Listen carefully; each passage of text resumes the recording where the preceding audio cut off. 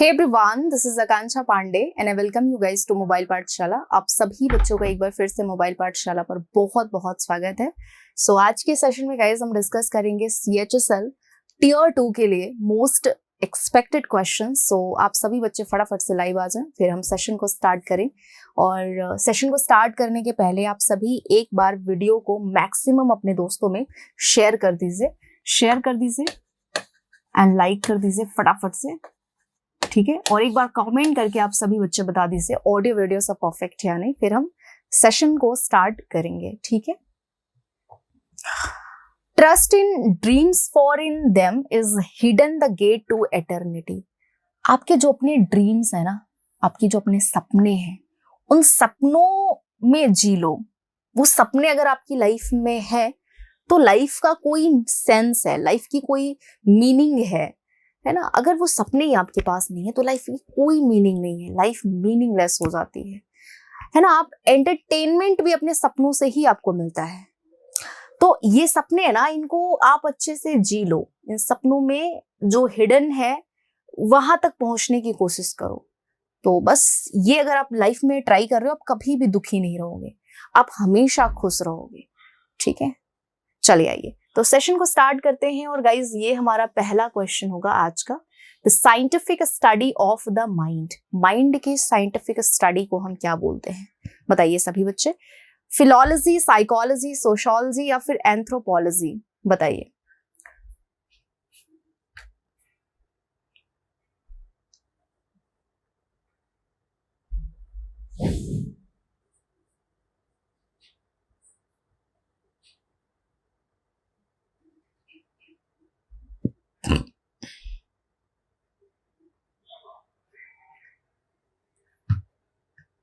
चलिए, सो scientific study of the mind को anthropology बिल्कुल भी नहीं कहते हैं हम। एंथ्रोपोलॉजी क्या होता है? The study of human science, है ना। तो ह्यूमन बीइंग के साइंस के स्टडी को एंथ्रोपोलॉजी कहते हैं। सोशियोलॉजी क्या होता है? द स्टडी ऑफ सोसाइटी, है ना, द स्टडी ऑफ सोसाइटी, समाज का अध्ययन। साइकोलॉजी आंसर हो जाएगा। ह्यूमन माइंड या स्टडी ऑफ माइंड को साइकोलॉजी कहते हैं। फिलॉलॉजी क्या होता है? The study of the history of language, the study of the history of language, ठीक है। So that is the philology. अब आंसर यहां आपका सेकेंड ऑप्शन है, साइकोलॉजी। नेक्स्ट आ जाइए। One who studies human antiquities, apologist, anthropologist, archaeologist या entomologist, बताएंगे गाइस फटाफट से आंसर क्या हो जाएगा सभी बच्चे कमेंट में, और वीडियो को मैक्सिमम शेयर भी करेंगे, ठीक है।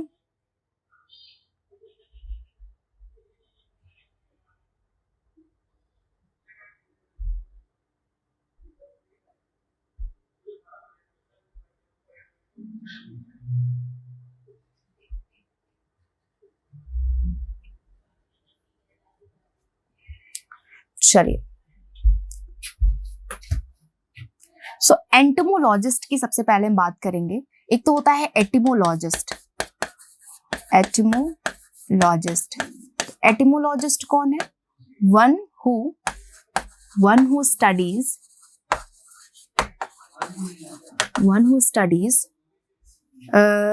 ऑरिजिन ऑफ लैंग्वेज, ठीक है। हाँ, ठीक है, ऑरिजिन ऑफ लैंग्वेज,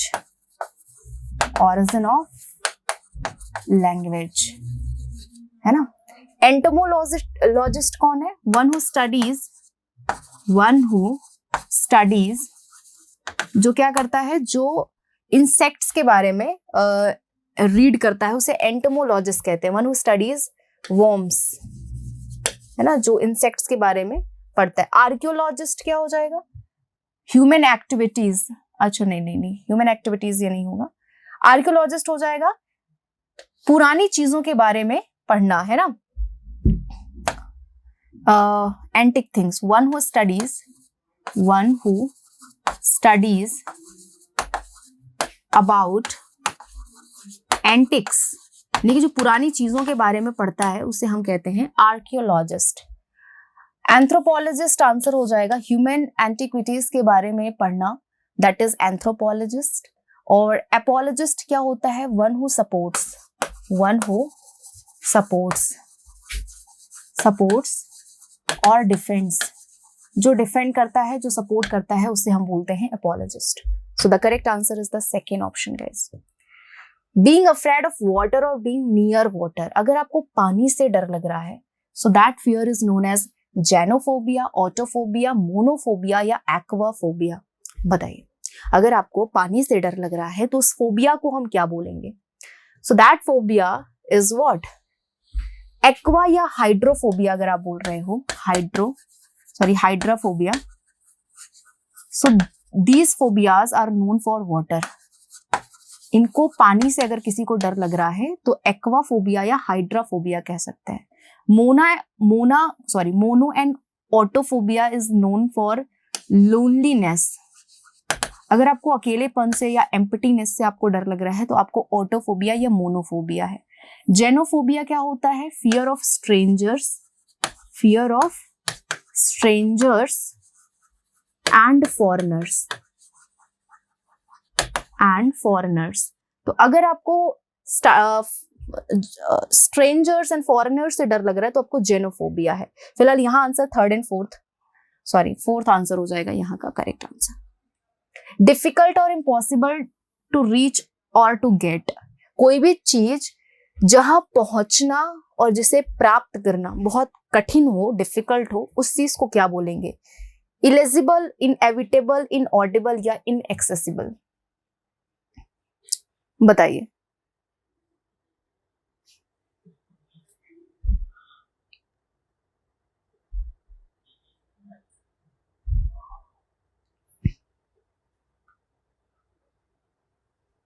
चलिए, सो गाइज इलेजिबल क्या होता है? Which can not be read,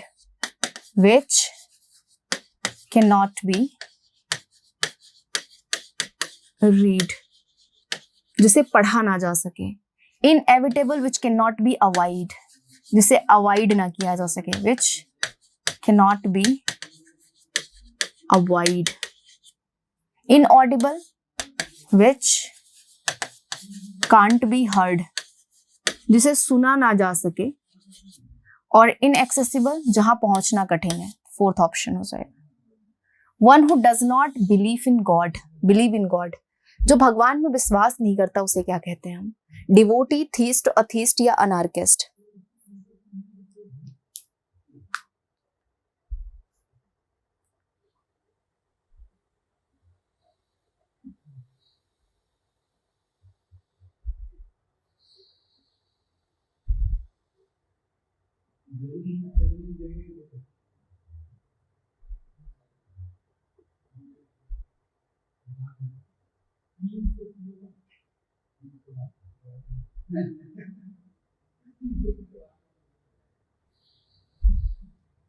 चलिए, so guys one who does not believe in God, devotee होता है भक्त. अनार्किस्ट होता है जो कानून का पालन ना करे, अराजकतावादी जिसे हम कहते हैं.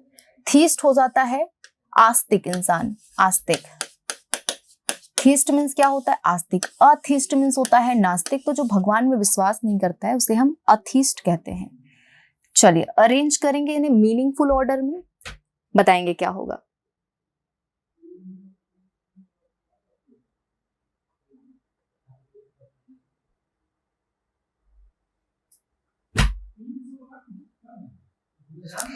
चलिए, तो स्टार्ट करते हैं. देखिए यहाँ पर और आपका कंजंक्शन है तो इससे स्टार्ट नहीं होगा. अल्फाबेट स्ट्रक्चर, अब देखो यहाँ आपका अल्फाबेट क्या है? नाउन है, तो इससे स्टार्ट कर लेते हैं आर से. Alphabet is a set of graphs और कैरेक्टर्स यूज्ड, है ना. तो आरपी हो जाएगा. Used to represent the phonemic, RPS हो जाएगा. Structure of a language. ठीक है, तो आंसर क्या हो जाएगा? RPSQ, फर्स्ट ऑप्शन है। चलिए next, people have been eating asparagus called garden asparagus as a vegetable since ancient time. The vegetable is also, बताएंगे।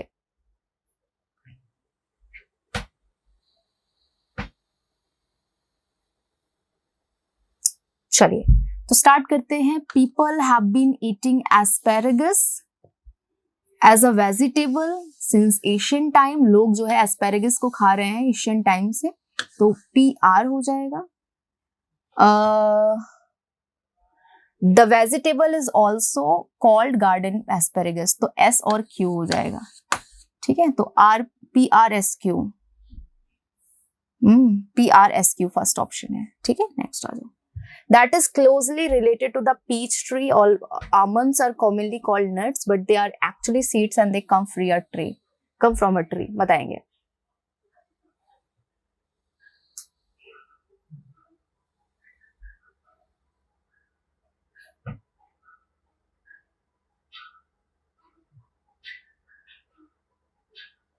चलिए, तो सबसे पहले हम यूज करेंगे यहाँ पर आमंड्स को, क्योंकि ये नाउन है हमारा। आमंड्स आर, है ना, Q हो जाएगा।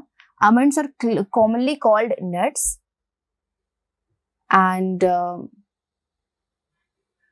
But they are actually seeds, तो QR हो जाएगा। And they come from a tree और that tree is closely related to QRSP, तो सेकेंड ऑप्शन है। ठीक है, और car racing test and a car's power automobile racing both test at a driver's skill. बताएंगे guys क्या होगा?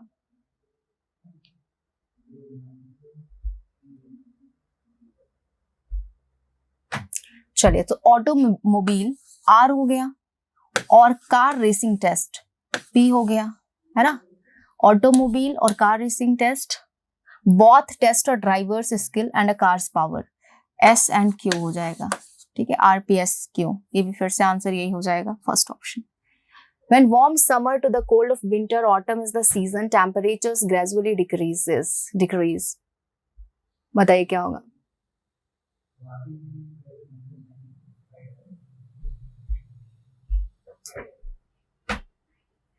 So यहाँ आपका होगा autumn is the season. Autumn is the season. Autumn is the season. आगे बताइए आप सभी। When warm summer P हो जाएगा।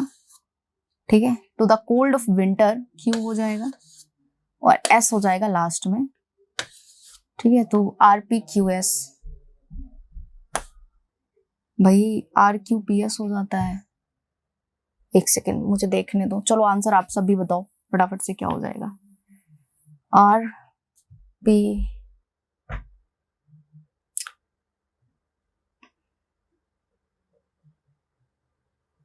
हाँ जी RQPS हो जाएगा। RQPS हो जाएगा, सेकेंड ऑप्शन है। ठीक है, autumn is the season to the cold of winter when warm summer temperatures gradually decrease। मैं कहाँ ही फंस गई थी। चलिए, तो इसे सॉल्व करिए फटाफट से। पहले इसको पढ़ लीजिए फिर हम सॉल्व करेंगे।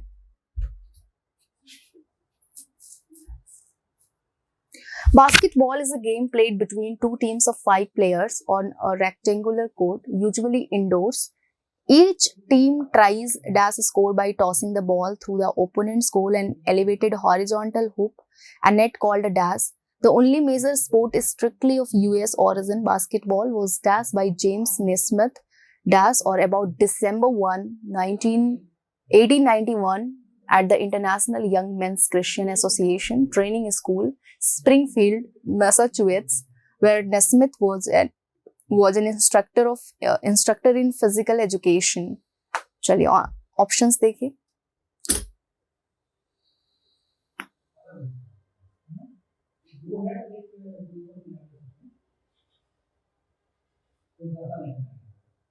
चलिए, तो वेरियस इंडिविजुअल एनी नहीं होगा, यहां हो जाएगा each. Basketball is a game played between two teams of 5 players, each on a rectangular court.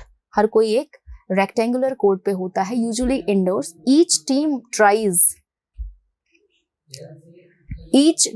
Tries dash score, in score, on score, to score या I score. Each team tries क्या होगा, each team tries to score हो जाएगा third option.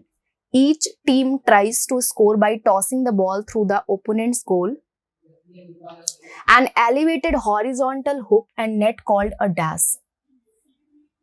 बताइएगा, crate, basket, बिन या पेल, बताइए।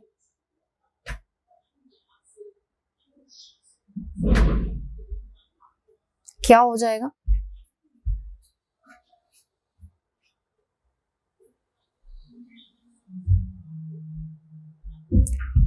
चलिए, क्या हो जाएगा यहां पे? बास्केट। एक सेकेंड, क्रेट हो जाएगा, उसे क्रेट हम कहते हैं, बास्केट नहीं होता। ठीक है, चलिए। अच्छा, यहाँ पर बास्केटबॉल की बात हो रही है ना, I am really sorry, basket हो जाएगा, सेकेंड ऑप्शन है। नेक्स्ट आ जाइए। The only major sport strictly of US origin basketball was dash by James Naismith, invents या inventing। बास्केटबॉल को इन्वेंट किया गया था, तो बाई के पहले मैंने आपको बताया था कोई भी वर्ब आएगी तो उसे थर्ड फॉर्म में रखना होगा, और बास्केटबॉल को इन्वेंट किया गया था। ये सेंटेंस ही पैसिव है, तो सेंटेंस अगर पैसिव है तो पैसिव स्ट्रक्चर हो जाएगा, वॉज वर्ब के साथ थर्ड फॉर्म आ जाएगी, तो इन्वेंटेड हो जाएगा, फर्स्ट ऑप्शन है। नेक्स्ट आ जाओ। डैश और अबाउट December 1, 1891, एट, ऑन, इन या बिटवीन।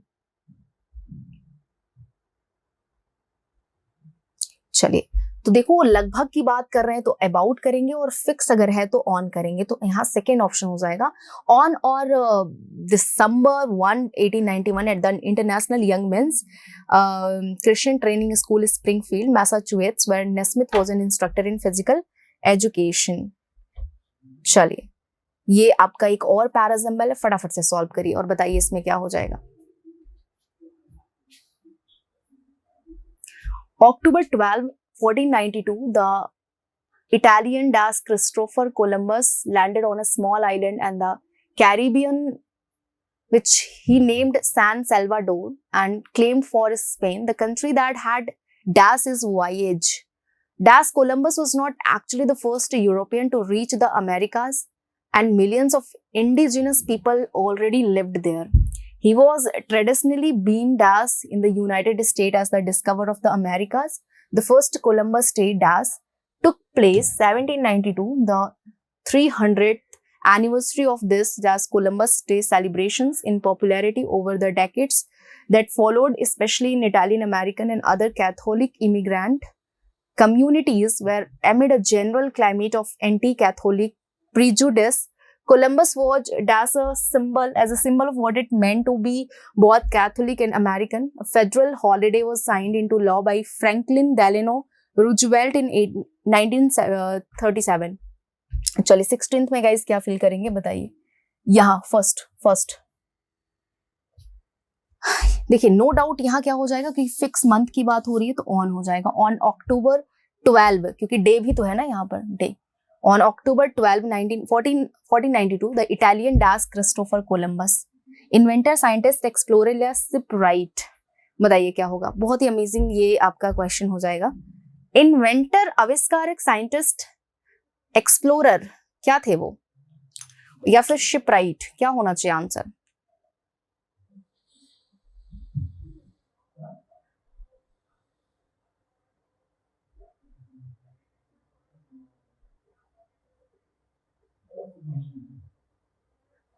चलिए, सो गाइज वो एक्सप्लोरर थे, है ना। शिपराइट मीन्स क्या होता है, शिप को बनाने वाला, शिप बिल्डर बोलते हैं, तो यहाँ थर्ड ऑप्शन हो जाएगा। On a small island on a Caribbean while he named San Salvador, मतलब उस कैरिबियन सी को इन्होंने एक नाम दिया था, क्रिस्टोफर ने सैन सैल्वाडोर नाम दिया था। फिर and claimed for Spain the country that had dash his voyage, उसके बाद फिर वो उनका जो कंपटीशन था वो स्पेन से हो गया। बताएंगे एनिमी, स्पॉन्सर्ड, बाइकॉटेड या कॉम्पिटिटर। अच्छा, यहां पर देखो अलग चीज बोला गया है, named San Salvador and claimed for Spain the country that had enemy, नहीं जी, स्पॉन्सर्ड है ना, जो उनको स्पॉन्सर की थी, मतलब उनको ढूंढने के लिए, एक्सप्लोर करने के लिए उनको स्पॉन्सर की थी स्पेन ने उनको स्पॉन्सर किया हुआ था, तो आंसर यहाँ सेकेंड ऑप्शन हो जाएगा। The country that had dash YS dash Columbus was not actually the first European to reach the Americas, है ना. हालांकि although हो जाएगा फोर्थ ऑप्शन में, हालांकि Columbus was not actually the first European to reach the Americas and millions of indigenous people already lived there. He was traditionally been dash in the United States. चलिए फिर तुम बताइए. He was traditionally been celebrated मतलब उनको माना जाने लगा कि वो अमेरिका की खोज उन्होंने की हुई थी. Hated, ignored and unexalted. Unexalted की मीनिंग क्या होती है कि खुश ना होना. फिलहाल यहाँ उसका सेंस नहीं है. सेलिब्रेटेड हो जाएगा कि कोलंबस को सेलिब्रेट किया जाता था कि उन्होंने क्या किया, उन्होंने अमेरिका को डिस्कवर किया, है ना. The first Columbus day -6 function, celebration, performance या पर्पज.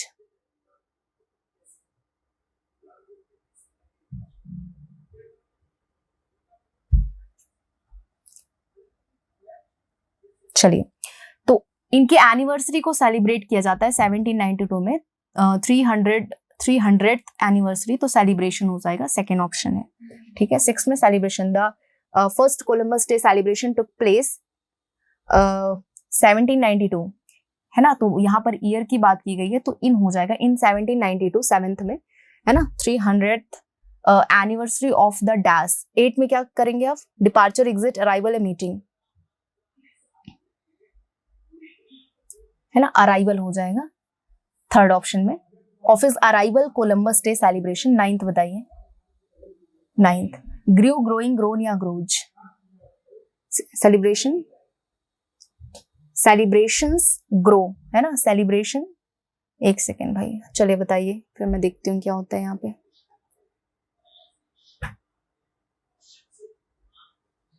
चलिए, तो हाँ, तो सेलिब्रेशन ये जो कोलंबस का किया जाने लगा वो कुछ डेकेड तक बहुत ज्यादा पॉपुलैरिटी उसने जो है ग्रो किया. सेलिब्रेशंस है ना, तो यहाँ ग्रो होना चाहिए, तो ग्रोज है तो ये सिंगुलर है. ग्रोन ये थर्ड फॉर्म है तो हैज हैव होना चाहिए. एंड ग्रोइंग आपका हेल्पिंग वर्ब, मेन वर्ब है तो इसके साथ कुछ हेल्पिंग वर्ब होना चाहिए. फिलहाल यहाँ तीनों ऑप्शंस नहीं होंगे, फर्स्ट ऑप्शन हो जाएगा, ग्रू हो जाएगा. ठीक है. Over the decades that followed, especially in Italian, American and other Catholic immigrant community, where amid a general climate of anti-Catholic prejudice, Columbus was dash a symbol of what? Symbol of regarded, neglected, scorned या regarding. Columbus was regarded मतलब उनको माना जाता था, है ना. Neglect means होता है इग्नोर कर देना, scorned होता है घृणा करना. रिगार्डिंग यहाँ नहीं होगा, रिगार्डेड होगा, क्योंकि वॉच के बाद थर्ड फॉर्म आ जाएगा. कोलंबस को माना जाता था, सेंटेंस पैसिव है तो रिगार्डेड हो जाएगा. ठीक है. नेक्स्ट आ जाओ. तो आज के क्वेश्चंस इतने ही थे और आई होप आपको ये क्वेश्चन समझ में आया होगा.